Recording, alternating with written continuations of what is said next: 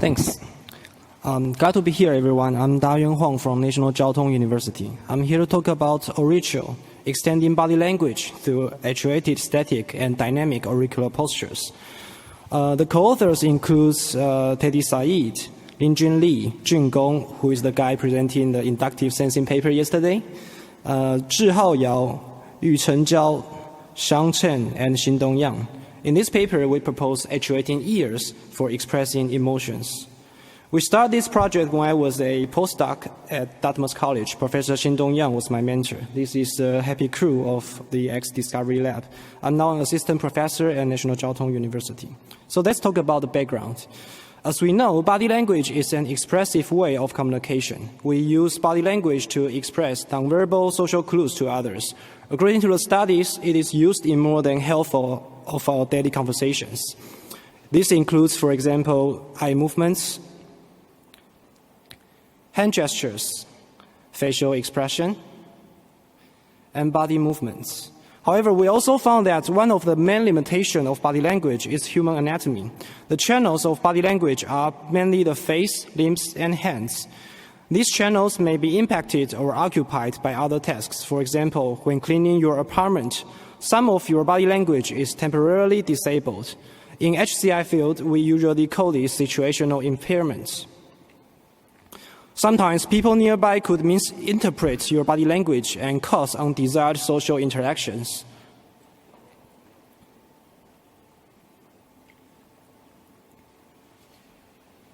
Like this poor boy. For disabilities, this problem could be further magnified. So, at that time, we started wondering, is it possible to extend the vocabulary of human body language for the situational impairment? In this paper, we investigate the possibility of using ear, an unused part of body with limited mobility. Although some of us can slightly actuate the ears through facial muscles, most of us are not able to do so. However, ear deformations have been found meaningful for other animals to express their emotions. It was also a natural-born capability of our ancestors. This inspired us to extend human body language by actuating ears. We envision that with the help of wearable technologies, a user can express social messages via her ear, even if her main body parts were occupied by other tasks. This additional channel of body language still helps. So about the related works, our work is related to research exploring the use of public display to enhance social awareness, for example, using ambient lights to inform people our mood or availability. There have been many on-body or wearable displays displaying public messages as well. For example, using on-worn or wrist-worn displays for public notification, changing the color of clothes or makeups for social and self-expression. Neko Mimi is a commercial wearable device in the shape of cat ears. By actuating the artificial ears, the wearer can express their emotional states to people nearby. Although similar, Orrechio is different from Neko Mimi. We focused on actuating the existing human body parts instead of adding an artificial one. From the perspective of human body augmentation, our aim is similar to existing expiring works, where the capability of human body was boosted through an actuated wearable device, and their form factors are usually similar to our natural body parts. Through these artificial body parts, users can accomplish something that was difficult or even impossible to achieve. On the other hand, we choose the different strategy for augmenting the human body, where the wearable device is not an additional body part, but a solution to actuate the unused but existing body parts, which led us to implementing the Orrechio device. However, before the implementation, we should understand what social information would be perceived by observers when they see an actuated ear. For this purpose, our study procedures are as follows. First, we try to find out which parts of the ear are comfortable to be deformed. We decided to explore auricle shapes, as our auricles are soft and could be easily deformed by the external forces. Then, based on the findings of the exploratory study, we generated a series of auricular postures as props. Using these props, we investigated the general agreements between the auricular postures and the perceived social messages. Regard to social messages, we explore emotional states, as they are the primary information conveyed by the body languages. So, the first is the exploratory study. This is a very brief Oracle 101. A typical Oracle structure contains helix, anti-helix, tragus, and ear lobe. So in this study aimed to elicit different auricular postures and movements. During the study, the participants were encouraged to propose as many auricular postures as they could. So this is the result. This figure illustrates the common places to deform the auricle. As you can see, the popular places are top helix, side helix, and the lobe of the auricle. Furthermore, among the proposed deformations, these are the top 6 common categories of auricular deformations, including stretching, bending, backward bending, twisting, squeezing, and others. As you can see, stretching and bending are the most popular deformations proposed by the participants. Based on the results, the auricular postures were designed by applying stretching or bending to the top helix, side helix, and the ear lobe. The next step is to measure how people perceive different types of auricular postures about emotional states. That is to say, given an auricular posture, what is the general message received by an observer? So we apply the same user study strategy for our expressing emotional study.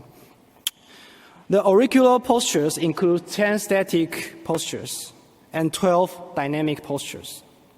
We generated their video prototype with an ear mannequin bought online. The deformations were produced by using vision lines. For example, the left figure is the static posture of bending ear lobe. And the right one is the dynamic posture of stretching top helix. Note that we isolate the ear from other body parts so that participants could focus on the auricle. This is a quick review of the selected auricular postures. So we selected 16 emotional states from Russell's circumflex model of effects.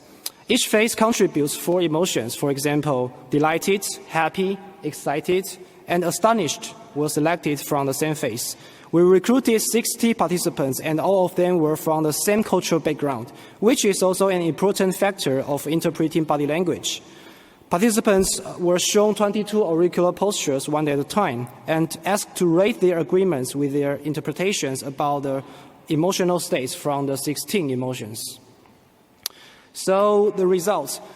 We found that almost every auricular posture had a significant difference on emotions, indicating that indeed some emotions can be conveyed better using certain auricular postures.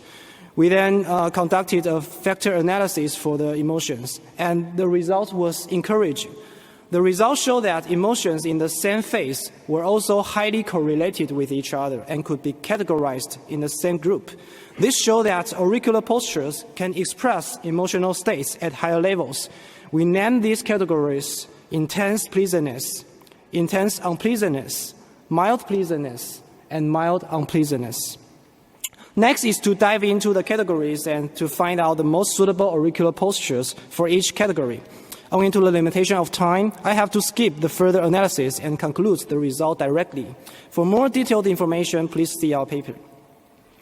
As you may notice, interestingly, dynamic stretching postures were more related to positive emotions, while static bending postures were usually perceived as negative emotions. We also found that the speed is an important factor to consider. For example, slowing down the stretching speed lowers the level of pleasantness.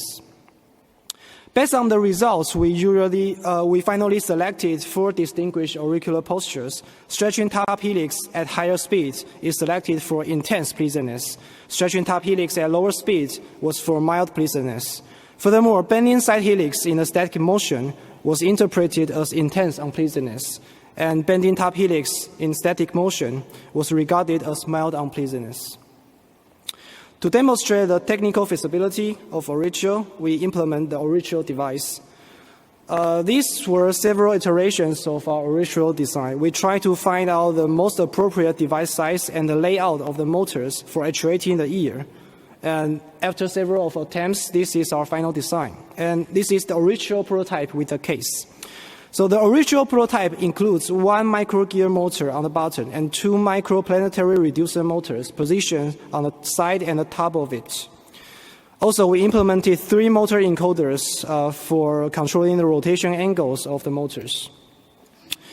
When actuating the slider with a planetary reducer motor, an ear clip moves along with the slider. The clip is used for holding and stretching the top helix. This is used for performing intense and mild pleasantness.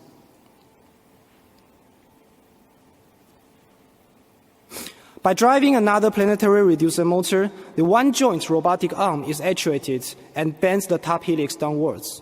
This is used for performing mild unpleasantness.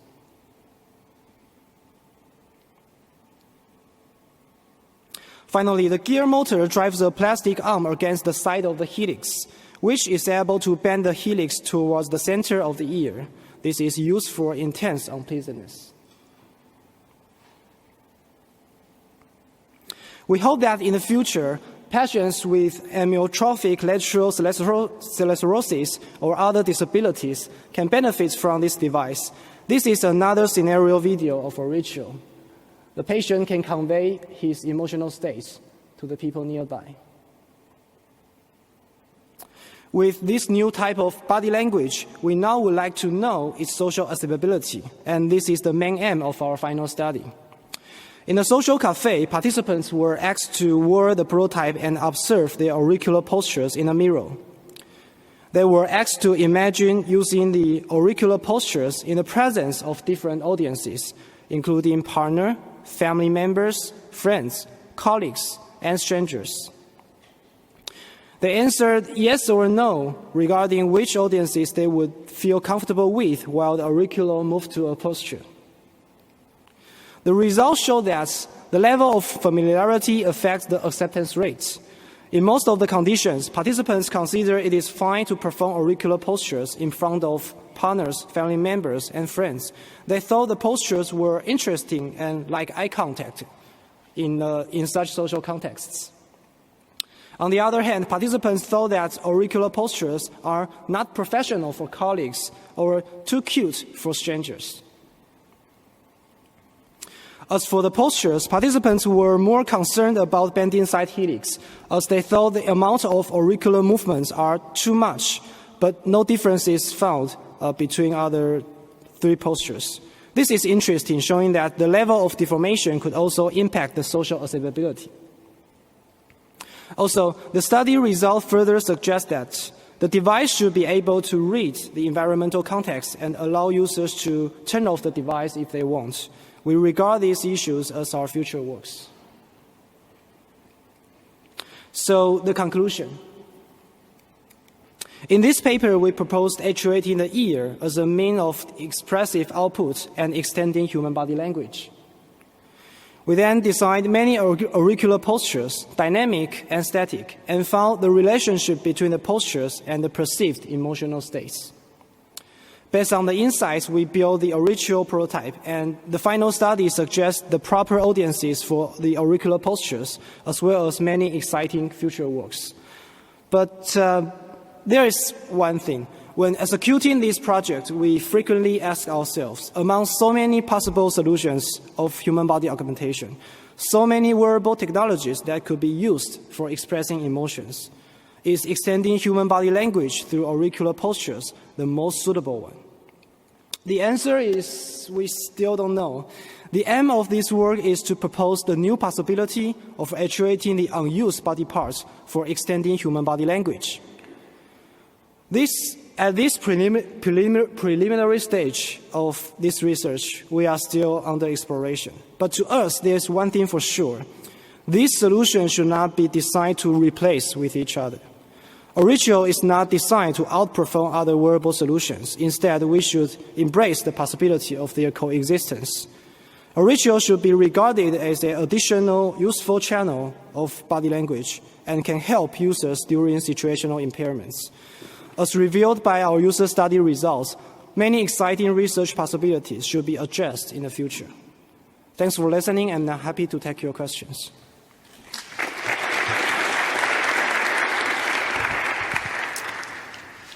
All right, awesome. Thank you so much. Again, we'll ask folks to step up to the microphone, use this opportunity to energize your body, move it a little, and get fully woken up. While you guys are pondering your questions, one thing I was kind of confused about maybe. I understand that you're reshaping the ear, so to say, based on users' input to signal an emotional state to the surroundings. Exactly. Okay. But at the same time, at least when I was kind of like experimenting with the things you were doing to the ear, that also induces, feelings, maybe mild pain or positive emotions when I do this. Mm-hmm. So there seems to me to be a two-way channel there. Did that come up in your studies? Do you have any thoughts on this back channel of massaging the earlobes and it might actually affect the user in positive or not so positive ways?